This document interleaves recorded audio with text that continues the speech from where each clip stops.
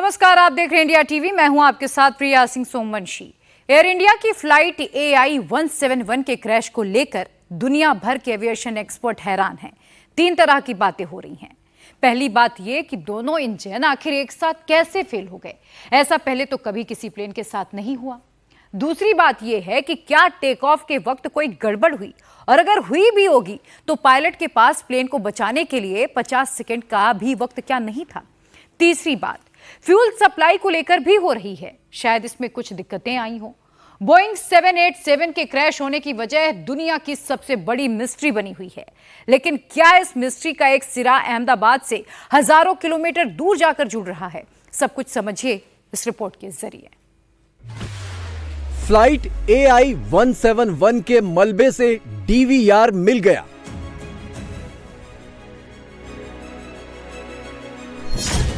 मलबे से emergency locator transmitter भी बरामद हो गया।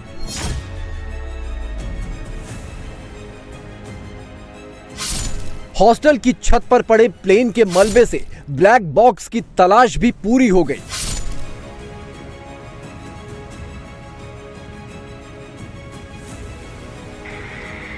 एयर इंडिया की फ्लाइट AI-171 12 जून को टेक ऑफ के 1 मिनट के अंदर जमीन पर कैसे धराशायी हो गई।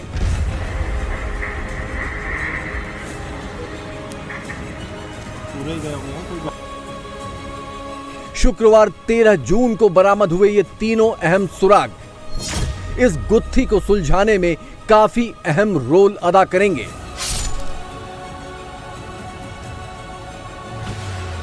लेकिन क्या अहमदाबाद में हुए हादसे की गुत्थी का सबसे बड़ा सुराग अहमदाबाद से 11,976 किलोमीटर दूर अमेरिका के एवरेट में है? वॉशिंगटन राज्य का वही एवरेट जहां दुनिया की सबसे बड़ी बोइंग जहाज फैक्ट्री है।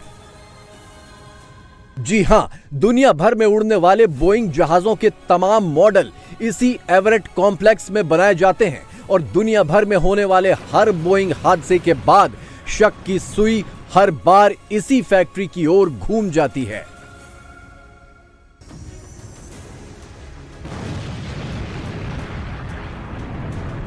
You're not focused on safety. You're not focused on quality.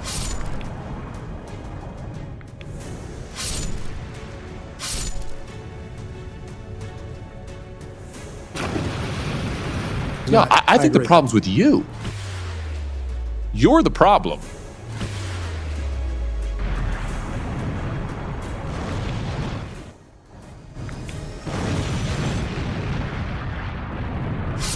Ahmedabad में हॉस्टल की छत पर पड़ा बोइंग 787 ड्रीम लाइनर प्लेन का यह हिस्सा बोइंग विमानों से जुड़ी कंट्रोवर्सी की सीरीज का सबसे नया एपिसोड है।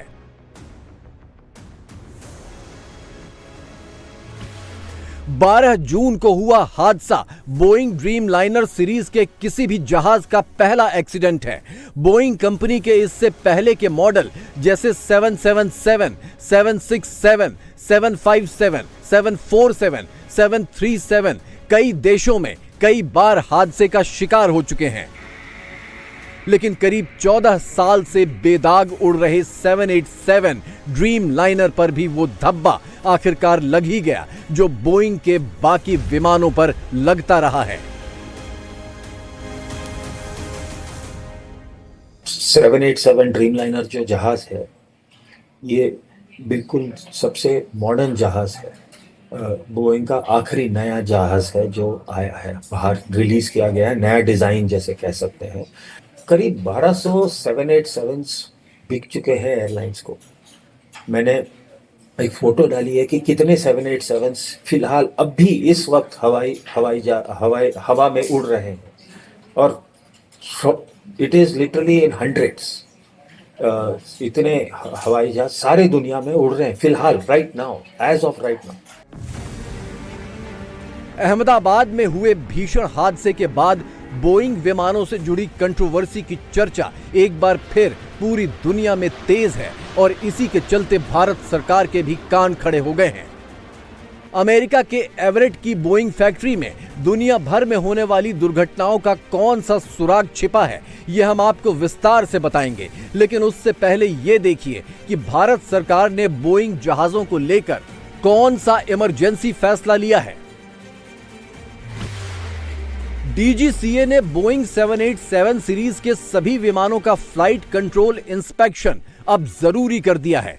सभी जहाजों का पावर एश्योरेंस चेक भी अगले 2 हफ्तों में पूरा कराना होगा। इसके अलावा हर उड़ान से पहले टेक ऑफ पैरामीटर्स की जांच जरूरी कर दी गई है। Electronic engine control system test जरूरी हो गया है। हाइड्रोलिक सिस्टम की जांच जरूरी हो गई है। केबिन एयर कंप्रेशर और इसके सिस्टम की जांच जरूरी हो गई है। तो इस एक्सीडेंट से एविएशन इंडस्ट्री में बहुत सारे सवाल आ चुके हैं। क्यों ड्रीम लाइनर में पहली ये जो इलेक्ट्रॉनिक समस्या आई थी, बहुत काफ़ी आई थी कि लाइट बंद होना, कनेक्शन टूटना, विंड का क्रैक होना, बहुत सारी समस्या पहले आ चुकी है। तो क्या ये नई समस्या होगी कि इलेक्ट्रिक फेल से आपका करंट नहीं जाएगा तो वो भी ऑटोमेटिक कुछ नहीं चलेगा, तो फिर कैसे डिस्प्ले कैसे होगा उसको? तो इसमें इलेक्ट्रिकल या तो मैकेनिकल प्रॉब्लम, फ्यूल पकड़े तो फ्यूल में क्या मिक्सिंग हुआ है, घात पात की कुछ शंका है क्या, फ्यूल में मिक्सिंग करके कुछ हुआ है क्या, बहुत सारी संभावना। देखो पता नहीं क्या स्विच हो गए, इंजन बंद कर सकते हैं, ऐसे बहुत सारे सवाल आएंगे, हमें पता चलेगा ब्लैक बॉक्स के ओपन होने के बाद।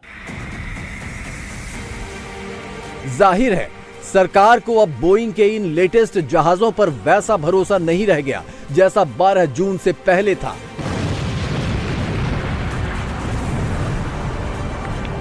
ठीक वैसे ही जैसे बोइंग बनाने वाले देश यानी खुद अमेरिका ने ही बोइंग पर भरोसा खो दिया था और इन जहाजों में यात्रा करने वाले दुनिया भर के हजारों लोगों ने। इसकी वजह कोई और नहीं बल्कि खुद बोइंग कंपनी है।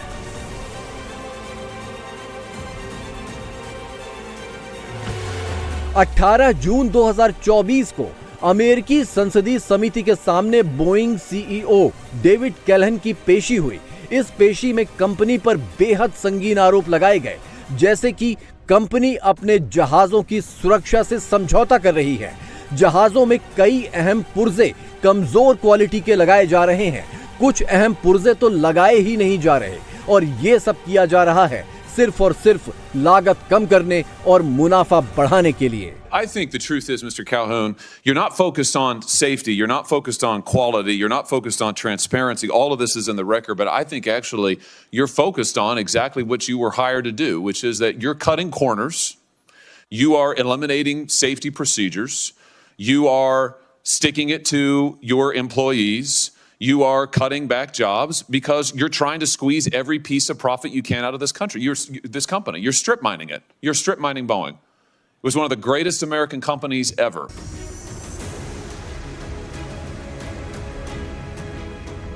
2018 में इंडोनेशिया एयरलाइंस का एक प्लेन हजारों फीट ऊपर से गिरते हुए सीधा नीचे जाकर समंदर में क्रैश हो गया था।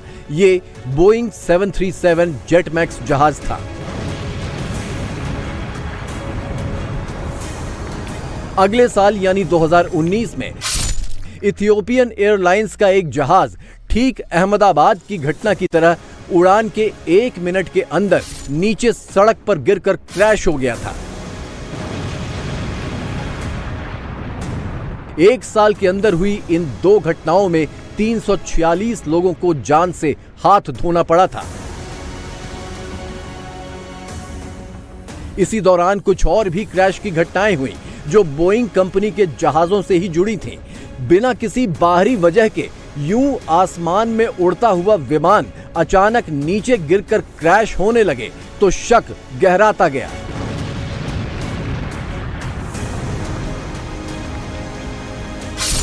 हादसे में मरने वालों के परिवारों ने आवाज उठाई तो आखिरकार जून 2024 में अमेरिकी संसदीय समिति ने बोइंग के तत्कालीन सीईओ को पेश होने का हुक्म दिया।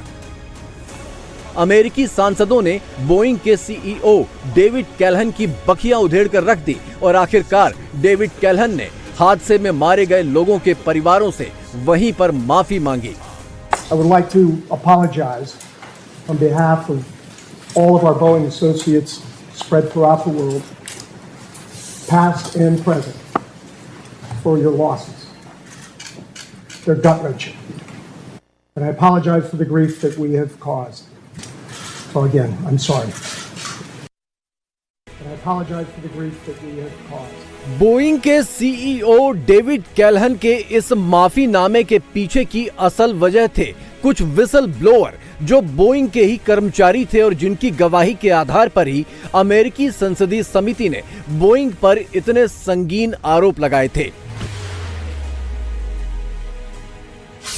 बोइंग के कुल 6 कर्मचारियों ने गवाही दी थी। सैम मोहॉक नाम का कर्मचारी बोइंग में क्वालिटी एश्योरेंस इंस्पेक्टर था। इसने समिति को बताया था कि जहाजों में कमजोर क्वालिटी के पुर्जे लगाए जा रहे हैं। हायर मैनेजमेंट को शिकायत करने पर उसे टर्मिनेट करने की धमकी दी गई थी। एक और कर्मचारी था जॉन बार्नेट। बार्नेट ने समिति को बताया था कि जहाजों में कुछ अहम पुर्जे लगाए ही नहीं जा रहे। बार्नेट की रिपोर्ट के बाद उसके सीनियर ने उसे एक दिन में 19 बार फोन किया, दूसरे दिन 21 बार फोन किया। सीनियर ने कहा था कि मैं तुम्हें तब तक परेशान करूंगा जब तक तुम टूट नहीं जाते। मार्च 2024 में जॉन बार्नेट ने आत्महत्या कर ली। I don't think the problem's with the employees. Oh, it's Actually, not. It is yeah, not. I think the agree. problem's with you. You. It's the C-suite. It's the management. It's what you've done to this company. That's where the problem is. The problem's at the top. Your engineers, they're probably the best in the world. Your machinists, they're outstanding. You're the problem. समिति के सामने CEO David कैल्हन ने कबूल किया था कि गड़बड़ी के खिलाफ आवाज उठाने वालों को प्रताड़ित किया गया है, लेकिन उसने ये कहकर पल्ला झाड़ लिया कि ऐसा उसने नहीं किया। अहमदाबाद में हुए क्रैश के बाद जब बोइंग जहाजों की सुरक्षा पर फिर से सवाल उठने शुरू हुए तो कंपनी ने एक स्टेटमेंट जारी कर दिया। इसमें कहा गया कि बोइंग कंपनी हर तरह की जांच में सहयोग के लिए तैयार है।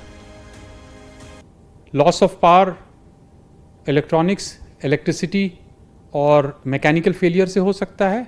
और चूंकि ये एयरक्राफ्ट बहुत ही कंप्यूटराइज्ड है, लाइक एनी जितने भी मॉडर्न एयरक्राफ्ट हैं, तो इसमें कंप्यूटर सॉफ्टवेयर एंड बग्स का भी बहुत बड़ा रोल हो सकता है, क्योंकि 2 इंजन एक साथ पावर को अगर लॉस हुआ है तो ये फ्यूल के वजह से और बर्ड वेट की वजह से होना बहुत अनलाइकली लगता है, लेकिन हो सकता है क्योंकि इससे पहले भी एक बार हो रखा है। वैसे जांच तो शुरू हो ही चुकी है। हॉस्टल की छत पर प्लेन के मलबे से ब्लैक बॉक्स मिल चुका है। फ्लाइट AI-171 का इमरजेंसी लोकेटर ट्रांसमीटर भी मिल चुका है।